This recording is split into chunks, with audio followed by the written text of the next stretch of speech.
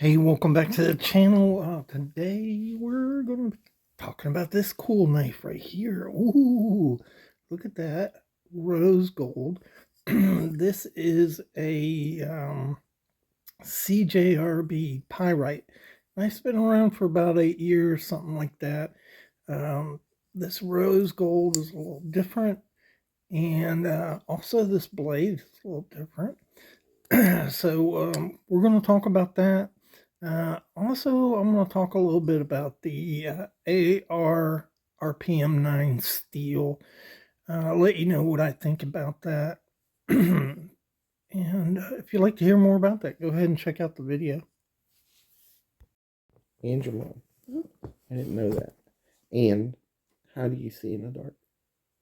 Camouflage. Camouflage eyes? And I can fight in the dark too. That's amazing. And I can also see when I open my eyes. But I can't see when I close my eyes, but I can see when I close my eyes. Through your spidey senses, like Spider-Man? No, not Spider-Man. Like what? Like a Superman can. Like a power super. Hey, welcome back to the Fortified Castle. Hi to all my viewers. It is 0 dark 30 at the castle here, and going to be looking at this knife here today. So why do I have these? Well, yeah, we're going to use them for comparison, I guess. This is I guess I'll do a Monday Modern Madness, and started by 865 Knives, and I just picked this up. I like it. I like it a lot. And what do you think? So this is a rose gold. It's a PVD coating, but the big thing is this is called the Pyrite Bowie, and it's kind of new, I think, and a little different, very sharp Bowie looking blade on there, as opposed to the normal spear point or drop point blade that you get on these little EDC knives. What do you think of that rose gold? I think it's a really sharp looking gents knife, especially against this black, and really done well. So if you'd like to hear more about this knife, we're going to continue on here and talk all about it. Okay, so first let's talk about what this little thing is all about. It's your basic line of light EDC, would fall into that category, light EDC knives. I have a bunch of them here we'll lay out and look at and compare this knife to, but basically comes in at an overall close 4 1/4 inches open. You have 7.3 inches open, or 187 millimeters, and I forgot millimeters closed. It's 107 millimeters. You got a generous 3 1/8 inch blade here, or 80 millimeters, I think that is 80 millimeters. Really sharp looking blade, and this is AR RPM 9 steel. If you don't know what that is, it's a proprietary steel that CJRB came out with. CJRB is the budget version of artisan cutlery knife, and so that's the category this knife fits into. There's a ton of them out there, aren't there? And they're sweet, you know. QSPs, let's see, Cjrb, you know, those budget knives we love. So that's your overall dimensions. This thing is pretty chunky. It's pretty heavy.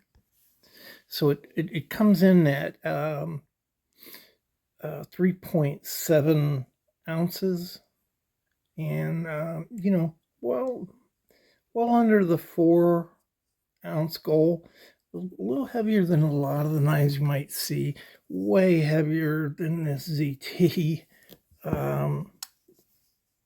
The Black Mamba from QSP. A lot lighter than this knife right here, but I don't mind it. And the reason this is a little chunky is it's stainless steel here, but you have what's really, I don't even know whether I could show this or not. Let me see. So you see this, these skeletonizing in there, kind of hard to pick up. There it is. And it is heavily skeletonized, and it's still chunky. But I like that. I like a solid stainless steel knife, and I think that's a good choice, especially with this heavy duty blade. Gives a little option to push, you know, a light everyday use knife to a little harder parameters on it. And of course, this comes in different varieties. I don't know whether you'd want to take this on a job site, but because of the rose gold. But you know, they have different variations that are not quite as ostentatious as this is right here. This is so well done, though. The Pyrite is, I think, came out about 8 years ago, and is a really popular light EDC type of knife. A lot of people just love this knife, and I can see why. It has those classic class style design. I like the wider tail here because it just fits in really well. Gives you a lot of purchase with your pinky there. No crowding here with the way that this is made, and a little choil here, so you're going to be able to sharpen this blade pretty good. We're going to talk about this steel. Very controversial when it came out. I think it's widely accepted as a good steel now, but we'll talk about it a little bit if you have some questions about it, because I did. I avoided this steel when it first came out. I'll tell you why. Really, look at that, man. That is just, it's a flat grind, good blade geometry, good edge bevel on this. Really nice. Nice button lock. Your lock's button, it just drops shut there. So you can flip it with the button, or you can just use thumb stud to deploy it. The action is just fantastic on this knife. I can reverse do it. Not very well, but that's because I'm an old fart. You can see right there.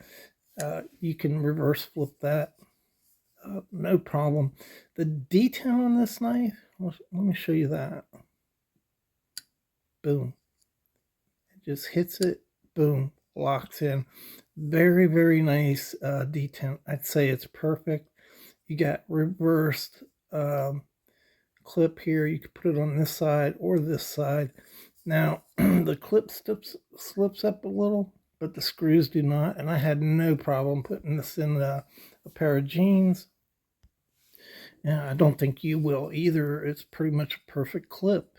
So I just want to talk about the aesthetics of this knife because it is so clean looking and smooth here. And this is a PVD black coating, and the PVD coating for the blade. And there's your security pivots there.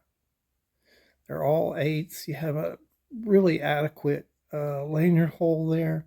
If you're a lanyard guy, the offsets, this is what I really like. The offsets are the same color as the blade. I really like when they do that. Doesn't it look just better than if they would have put black here or steel colored hardware on the knife? It's just a great attention to detail. This is a steel clip. I paid $49 for this. Where'd I get? Blade HQ. I think I got it for $49. And the crazy thing is for another $10, you can get it in titanium. So if you'd rather have, couldn't force yourself to take a stainless steel knife, it comes in titanium for $10 more. It's crazy. What do you think of that Bowie blade? Looks different, looks different. If you take your standard blade, looks a lot different. And that's your QSP Mamba. This is 4¼ inches, so it's pretty standard. This is it next to your Deca. Same size. It's kind of that's kind of amazing, really. So get this exactly on. Yeah, same size as the Deca. The Deca always seems so small on me, but this is the same size. And this is the Lazar, Cjrb Lazar next to it. Brushed brass, Damascus. Look at that. Love this little thing here. I don't carry it much though. I don't know why. I just I haven't got around to carrying it. All right, so I mentioned that I'm going to talk about the steel in this thing. Before I do, I forgot to tell you, you have ceramic ball bearings here, and I'm telling you guys, it's just butter smooth. It almost falls open. Really, really nice action on this knife. Great knife in any variation you get, I think. So let's talk about the elephant in the room. This AR RPM 9 steel. So it was controversial. It came out around 2020, and they claimed it was powder metallurgy. This is a steel that Artisan Cutlery developed for itself. It's a proprietary steel. So you're always taking kind of a chance when you do that. And their stated goal in that was to provide a good budget steel for their budget line of knives. We can all appreciate that, right? But D2 is a pretty good budget steel, isn't it? But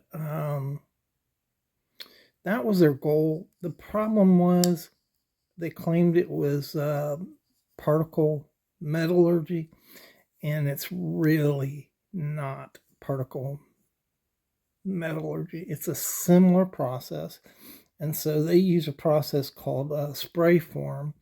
It differs slightly from particle metallurgy, but there's a big difference. So the difference is the grain structure that you get, and that's the beauty of particle metallurgy. You get a very fine grain structure, which gives you tremendous strength in your steel, and also helps with its hardness and sharpening, and the durability of the steel. So if you compare this, first let me say that this is based on 9 CR18 MOV steel. That steel is very comparable to the 400 series of stainless steels, in particular 440C. So the characteristics of this steel is very similar to 440C. 9 CR18, similar to 440B. And when you take a steel and you make it powder metallurgy, you're improving that steel. And so when you take D2 and you make it CPM D2, it's a better steel. And this is a better steel than 9 CR18. The thing is, it's only marginally so because it's not true particle metallurgy. Has to do with the process that they make this steel. And the difference is that when you look at the what is it? When you look at the grain structure of this steel, 9CR18 has a large grain structure, mainly because it has a lot of chromium in it. And a powder metallurgy would provide a very small grain structure, and this is kind of like right in the middle. So you have a lot of small grain structure in this, but you also have some big grain structure in it. So it's not true particle metallurgy. And what it offers is really a good increased strength. So the strength is off the chart in this steel right here compared to 9CR18. But the blade retention is not that much higher than 9CR18. So you're going to get commenters who say this is the edge retention is longer than 9CR18, and you're going to get commenters who say it's not. It kind of depends on the individual, I guess. How do you interpret that? But just based upon the steel, it does give you a longer edge retention. So before I close out, I just wanted to give you that little dissertation on the steel, let you know what the controversy was, because it really kept me from buying this for a long time, that steel. But 4 years in, and most people say it's a pretty good steel. And so it's an improved 9CR18 steel, and I think it's good to go. Artisan Cutlery is going to steadily move to this being its main steel and its budget line of knives, which the Pyrite is budget line of knives. And so I think it's fine. Yeah, I bought one. I'm probably going to buy more now. I've done more research into it. I think it's good to go. Is it all that? No, probably not. You do get performance enhancements in strength, and a lot of the commenters say it's very easy to strop back, and so it has that characteristic of your 8CR, 9CR steels that are very easy to sharpen. So doesn't have the edge retention of D2 though. So maybe you'd be sitting there wishing you had D2 if you had this knife. I really don't see a lot of difference in knife steels, so it doesn't really matter to me as long as the steel's good. I think you would be well served to have this knife. Just a fantastic knife. That's in comparison to the AD 20.5. This is a bigger, heavy use knife. That's your kind of medium. I like this knife though. I really do. All right. Hope you enjoyed the video. Hope you found it informative. And we'll see you in the next one.